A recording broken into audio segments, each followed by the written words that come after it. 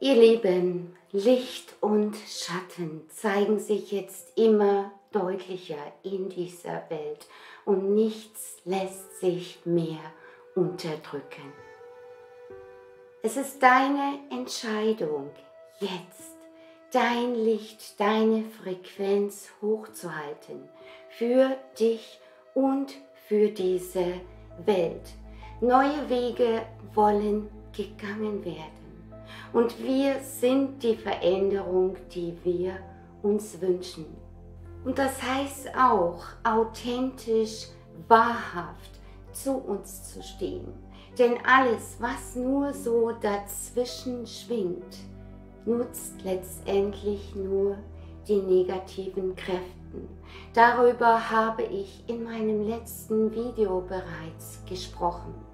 Denn das Energiefeld dieser Welt, nicht der Erde, wird bewusst niedrig gehalten.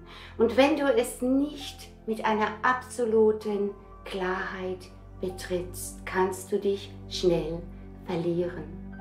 Und das ist es auch, warum sich so viele erschöpft fühlen jetzt, wegen der fehlenden Liebe um uns herum. Und es ist dieser Teufelskreis der alten Welt, den wir nur selbst durchbrechen können.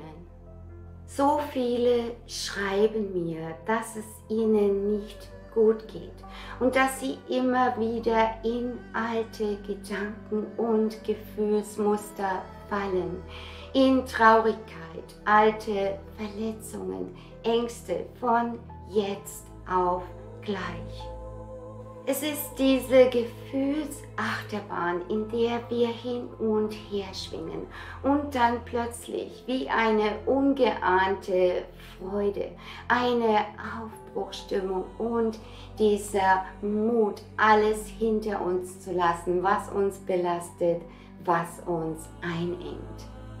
Nimm es an, denn es klärt sich jetzt immer mehr. Das Denken geht über ins Fühlen, ins Bewusstsein. Lass diesen Prozess zu, der sein darf und auch muss. Es ist wie unsere Reise durch dieses Leben, die nie geradlinig ist. Ziehe dich zurück, wenn du das Bedürfnis hast, um dein inneres Gleichgewicht wieder zu finden. Und vor allem die Klarheit darüber, was dein Weg ist, was du willst und was nicht mehr.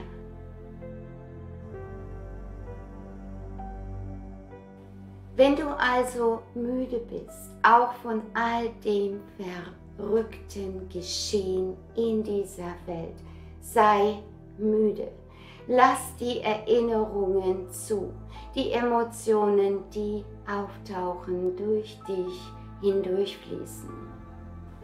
Nimm dir Zeit für die Fragen, für die dir nur dein Herz und deine Seele in der Stille Antworten geben können.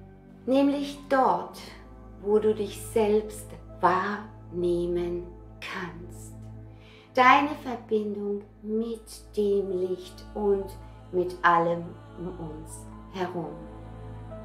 Und ja, dieser Prozess kann schmerzhaft sein, beängstigend, voller Zweifel.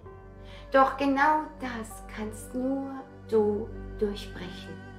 Niemand kann das für dich tun und es nutzt auch nichts, auf die Erlösung von irgendwoher zu warten. Es ist deine eigene Kraft, die du spürst, wenn du wieder aufstehst. Aus der tiefen Liebe zu dir heraus und zu diesem Leben. Und denk daran, alles, was wir aus Liebe tun, kann nie falsch sein. Es ist die Zeit der Reinigung jetzt in uns und um uns herum. und sie geht tief, ihr Lieben, bis hin zu all den ungeweinten Tränen, bevor die Klarheit kommt, die plötzlich einfach da ist. Ja, es ist das Licht am Ende des Tunnels, das du vielleicht noch nicht sehen kannst, das Gefühl hast, ins Bodenlose zu fallen, bis du merkst, dass du es bist, der es korrigieren kann. Dann plötzlich spürst du deine Flügel.